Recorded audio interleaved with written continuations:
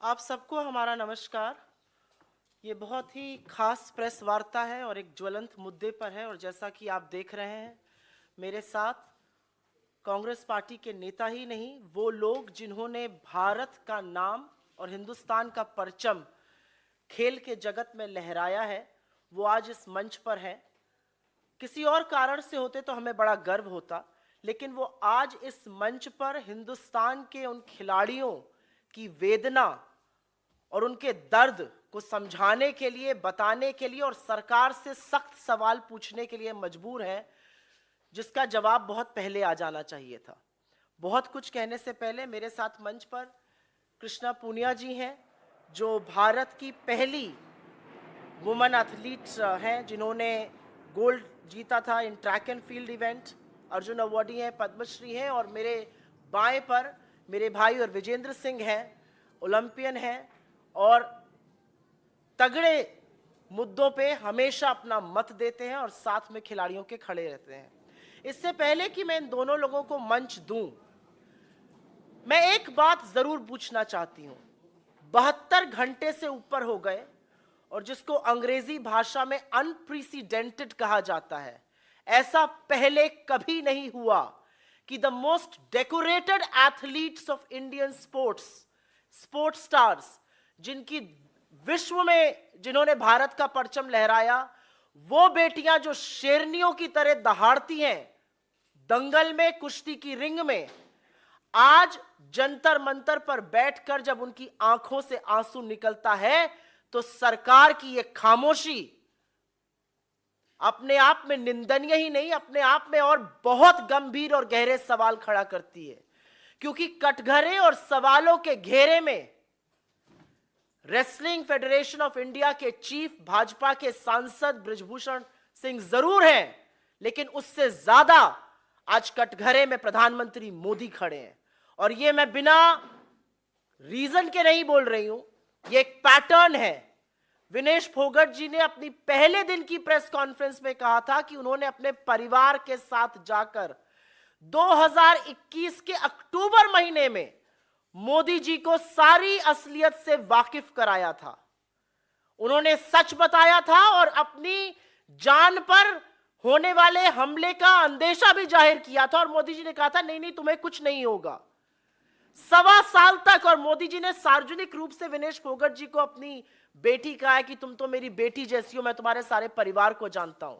तो आज सवाल यह है कि जब एक महिला एथलीट और डेकोरेटेड महिला एथलीट इस देश के प्रधानमंत्री के पास जाकर फेडरेशन में हो रहे यौन शोषण और कुकृत्यों के बारे में अक्टूबर महीने में बताती है, तो 1.25 साल तक मोदी जी ने क्या किया और वो इस पर चुप क्यों रहे? क्या कार्रवाई हुई?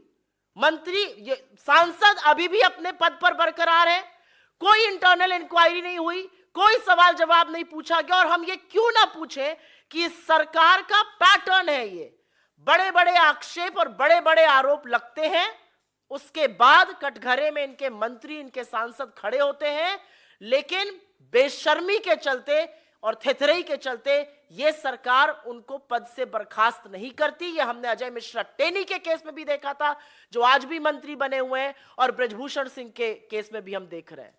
मेरा सवाल यह है कि देश के प्रधानमंत्री ने अक्टूबर 2021 के बाद, विनेश फोगट जी का कहना है उनको सब कुछ बताया, उसके बाद वो शांत क्यों रहे? जंतर मंतर पर बैठे हुए ये एथलीट्स, उनकी आंख के आंसू और इन लड़कियों का आज शायद लड़की होने पर भी अफसोस जताना बहुत बड़े सवाल खड़ा करता है। एक ही लाइन कहूंगी और उसके बाद मैं कृष्णा पूनिया जी को इनवाइट करूंगी कि वो अपना ओपनिंग वक्तव्य बोले। हमने अभी तक सरकार के एक नुमाइंदे से इन कुकृत्यों की निंदा नहीं सुनी, इसकी भर्त्सना नहीं सुनी। मेरी कोई आशा नहीं है कि इस देश की महिला और बाल विकास मंत्री, जो कि एक राहुल गांधी ट्रोल है, वो इस वाक्य पर एक भी शब्द बोलेंगी। भाजपा में कुलदीप सिंह सेंगर हुए, भाजपा में चिन्मय आनंद हुए, भाजपा में अंकिता ठाकुर का कातिल बैठा है, भाजपा में लखीमपुर चीधरण के लोग बैठे हैं। ये क्या है भाजपा का चाल चरित्र और चेहरा? और क्या बेटी बचाओ वाकई में भाजपा से बेटी बचाओ का नारा था? क्योंकि ये सारे नारे आज पूरी तरह से खोखले हैं। क्या बेटी बचाओ और क्या खेलो इंडिया? आपके जो ध्वजवाहक हैं स्पोर्ट्स के, वो जंतर मंतर पर बैठकर ये बोल रहे हैं हमें यौन शोषण के लिए मजबूर किया जा रहा है। ये बात प्रधानमंत्री को पता है और इस बात पर पर्दा गिराया जा रहा है। मैं आमंत्रित करती हूं कृष्णा पूनिया जी को कि वो खिलाड़ियों के बारे में, महिलाओं के बारे में और क्या हो रहा है उस सच को उजागर करें। नमस्कार सभी साथियों को। और मैं यही कहना चाहूँगी कि जब समाज से कोई लड़की निकलकर अपने आप को आगे बढ़ाना चाहती है तो सबसे पहली लड़ाई उसकी समाज से होती है, और वो उन जद्दोजहद से निकलकर दिन रात एक करके पसीना बहा के, खून बहा के और देश के लिए पदक जीतने की सोचती है। और जब वो इस मुकाम पे जा रही होती है तो उसके बीच में एक खबर आती है कि रेसलिंग फेडरेशन ऑफ इंडिया के जो प्रेसिडेंट हैं ब्रिजभूषण शरण जी, वो यौन शोषण करते हैं। और ये उस बेटी के द्वारा आरोप लगाए गए हैं जिसमें माननीय प्रधानमंत्री जी ने कहा था कि तुम हमारी बेटी हो। और उसी बेटी ने एक सवाल कल दागा है कि इस देश में बेटी पैदा होनी ही नहीं चाहिए। इससे ज़्यादा तकलीफ़ की बात, दर्द की बात क्या हो सकती है। और साथ साथ मैं ये सवाल ये भी करती हूँ, एक तरफ तो हमारा देश पदक चाहता है और दूसरी तरफ हम अपने भविष्य को देखते हैं, हमारी बेटियों का यौन शोषण होता है, तो आने वाली पीढ़ी या वो पेरेंट्स क्या अपने बच्चों को इस तरीके से स्पोर्ट्स में भेजना चाहेंगे। और मैं यहाँ पर विनेश फोगाट और उन सभी रेसलर्स का मैं धन्यवाद देती हूँ कि इस मंच पे आके उन्होंने इस बात को उठाया है। लेकिन तकलीफ़ इस बात की है कि माननीय प्रधानमंत्री जी को जब उन्होंने लगभग 1.25 साल पहले इन बातों से अवगत करा दिया गया था तो इस पे कार्रवाई क्यों नहीं हुई। और जैसा कि सुप्रिया जी ने कहा कि 72 घंटे के बाद भी ये शर्मनाक बात सड़कों पे अभी तक चल रही है, लेकिन बीजेपी के नेताओं के द्वारा कोई ऐसा स्टेप नहीं उठाया गया। और सुप्रिया जी, आपको ध्यान दिलाना चाहूँगी कि हरियाणा के मंत्री के द्वारा भी एक लड़की के साथ इसी तरीके से कुकृत्य की बात आई थी और उस लड़की ने भी अभी लगभग मेरे ख्याल से 1.5 महीना ही हुआ होगा ज़्यादा से ज़्यादा, और वो बात वहीं पे स्टॉप हो गई है। तो क्या यही हालात इन रेसलर्स के साथ भी होने वाला है या आने वाली हमारी एथलीट्स के साथ होने वाला है? मैं महिला हूँ और ये पीड़ा मैं समझ सकती हूँ कि लड़की पैदा नहीं होनी चाहिए। ये कितनी बड़ी बात हमारी एथलीट्स ने कही है। और मैं उन दिनों को याद भी करती हूँ जब हम मेडल जीत कर लेकर आते हैं, तब हमें हमारे साथ हर कोई फ़ोटो खिंचवाने के लिए तैयार होता है, बेटी बनाने को तैयार होता है। जब हमारी बेटियों का चीरहरण किया जाता है तो उसके साथ कोई खड़ा क्यों नहीं होता है। और साथ साथ बेटी बचाओ बेटी पढ़ाओ ये नारा है, और इस नारे को तीर तीर तार तार कर चुके बीजेपी के नेता। मैं यही कहना चाहूँगी कि इन नेताओं से बचाने की ज़रूरत है। और मैं यही कहना चाहूँगी कि जो फेडरेशन है वो पूरी भंग होनी चाहिए। जैसा खिलाड़ियों ने कहा कि अकेला नेशनल फेडरेशन नहीं, स्टेट फेडरेशंस भी होनी चाहिए और खिलाड़ियों की भागीदारी उसमें होनी चाहिए। बहुत बहुत धन्यवाद आपका। मैं आमंत्रित करती हूँ विजेंद्र भाई को कि वो इस पर अपना वक्तव्य दें। जी नमस्कार आप सबको। थोड़ी देर पहले मैं जंतर मंतर गया था और पहलवानों का साथ देने, मेरे साथियों का साथ देने, मेरी बहनों का साथ देने मैं था वहाँ पे। और एक मुक्केबाज होने के नाते, एक साथी होने के नाते मैं वहाँ गया था। और वो आए, धीरे धीरे रेसलर आएंगे वहाँ पे, उनको बताया, मेरी फ़ोन पे बात हुई, लेकिन मेरी पीसी थी इसलिए मेरे को यहाँ आना पड़ा। लेकिन जो उन्होंने आरोप लगाए हैं वो बहुत स्ट्रॉन्ग आरोप हैं एक नेता पर, एक फेडरेशन के चीफ के ऊपर। और मैं मानता हूं कि इसके ऊपर इतनी देर लंबी चुप्पी साधना प्रधानमंत्री जी द्वारा वो एक बहुत निंदनीय है और एक शर्मनाक है, जो मैं मानता हूं। और इसमें जल्द से जल्द कार्रवाई हो। जो आरोप है बहुत संगीन है। एक भिवानी का, एक हरियाणा का लड़का होते हुए मैं ये मांग करता हूँ इसमें जल्द से जल्द कार्रवाई हो और आईपीसी की जो भी धारा लगती है उनके तहत इसके ऊपर एक्शन लिया जाए। Thank you. बहुत धन्यवाद। आपके जो भी सवाल हो उसका हम स्वागत करते हैं, लेकिन ये एक बड़ी बात है। और एक चीज आपकी जानकारी के लिए, आप हमारे व्यूअर्स के लिए जो श्रोता हैं, जो देख रहे हैं, जो अखबार लिखेंगे, उनके लिए मैं बताना चाहती हूं कि ये गवर्नमेंट विद अ डिफरेंस थी। और डिफरेंस ये था कि जब बेटियों पर इस तरह के कुकृत्य होंगे, शोषण होगा, तो ये सरकार अपनी आंख पर पट्टी बांध लेगी। ये सरकार कहती थी हमें इंटरफेरेंस पॉलिटिकल नहीं चाहिए। बैडमिंटन फेडरेशन ऑफ इंडिया के हेड कौन है? Himanta Biswa Sarma. Rifle federation of India के हेड कौन है? रणेंद्र सिंह, बीजेपी के। आर्चरी के अर्जुन मुंडा जी। क्रिकेट के तो खैर आपको पता ही है, पुत्र जय शाह जी बैठे हुए हैं वहां पर। हॉकी के दिलीप तुकरी जी। और टेबल टेनिस ऑफ इंडिया की जो फेडरेशन की हेड है वो हरियाणा के उप मुख्यमंत्री दुष्यंत चौटाला जी की पत्नी मेघना चौटाला जी हैं। तो ये जो लोग बात करते थे पॉलिटिकल इंटरफेरेंस की, मिनिमम गवर्नमेंट मैक्सिमम गवर्नेंस की, उनके कुछ नाम मैंने आपको गिना दिए हैं। रेसलिंग फेडरेशन में जो हो रहा है, इससे सबको सबक सीखना चाहिए कि, और जैसा कि दोनों खिलाड़ियों ने कहा, ये सिर्फ यहां पे विशुद्ध हम राजनीतिक बात नहीं कर रहे हैं। दो खिलाड़ी आपको बता रहे हैं कि कितना मुश्किल होता है खिलाड़ी के लिए लड़ना समाज से, परिवार से। सोचिए उन माँ बाप को जिनको आज अपनी बेटियों को स्पोर्ट्स में भेजना है, वो कितने आशंकित होंगे और क्या उनके मन पर बीत रही होगी। आपके कोई सवाल हो तो उसका स्वागत है। सुवो मोटो please.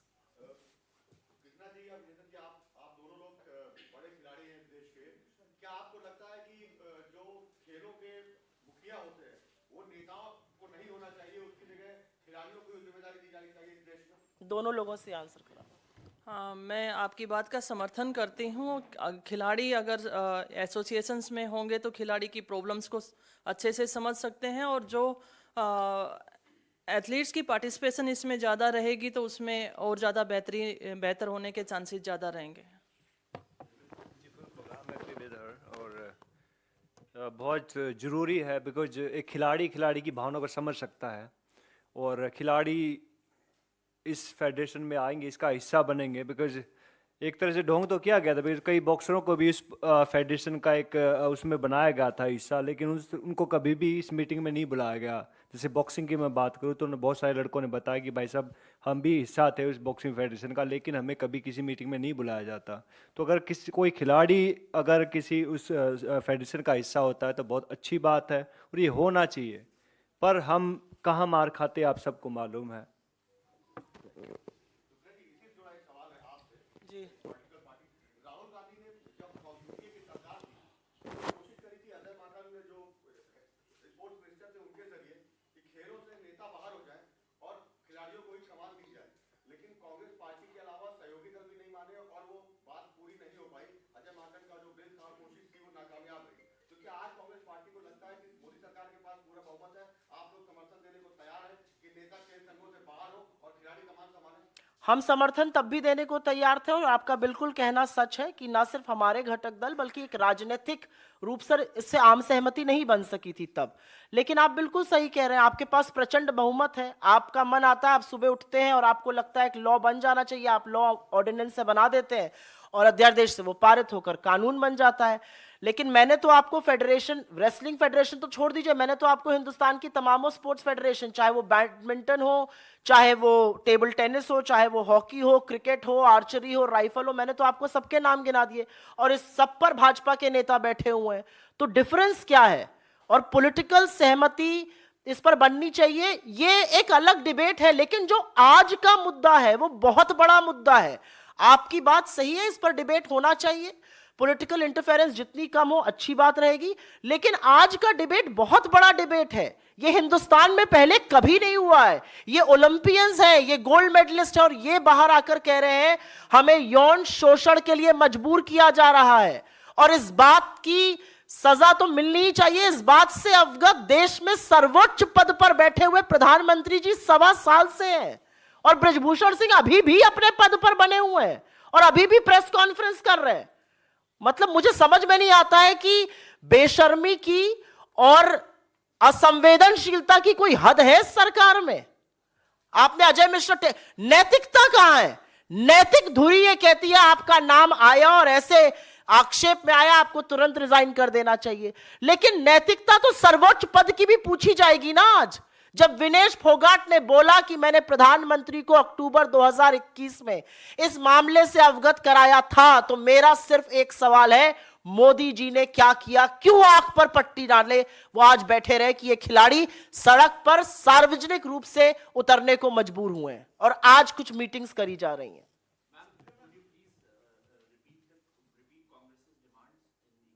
I think the Congress's first and foremost demand is that the federation should be dissolved with immediate effect.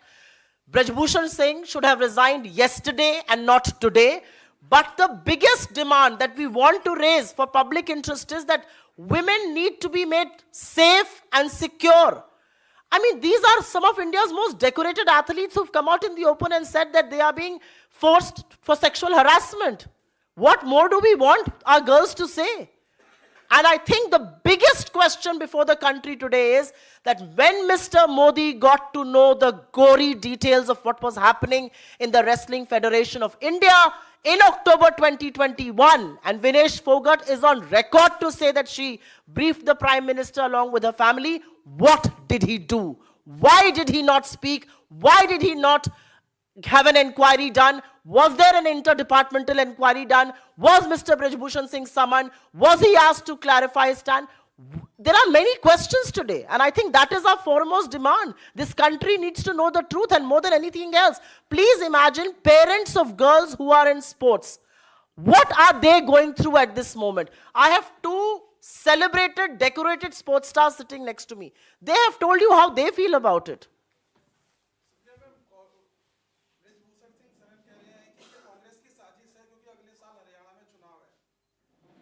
आपको लगता है कि हिंदुस्तान की वो ध्वजवाहक, वो सेलिब्रेटेड एथलीट्स जो गोल्ड जीतते हैं, वो हमारी वो शेरनियां हैं जो बड़े बड़ों के खुद चारों खाने चित्त कर देती हैं, उनकी आंख के आंसू नहीं दिख रहे हैं ब्रज भूषण सिंह को? Any other questions on this?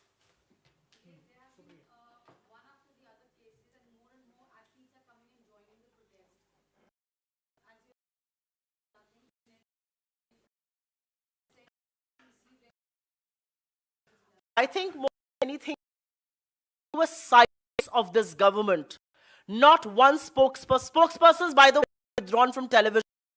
No BJP spokesperson is coming for a debate on this very issue.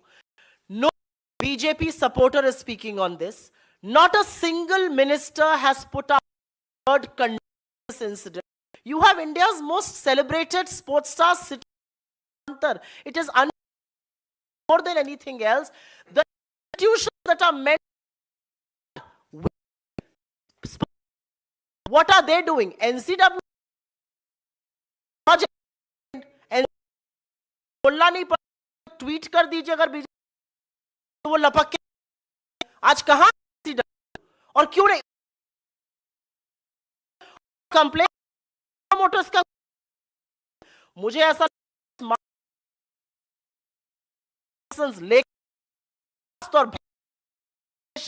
और एक इंक्वायरी की सारी बातें, ये अपने आप में एक बहुत बड़ा सवाल है।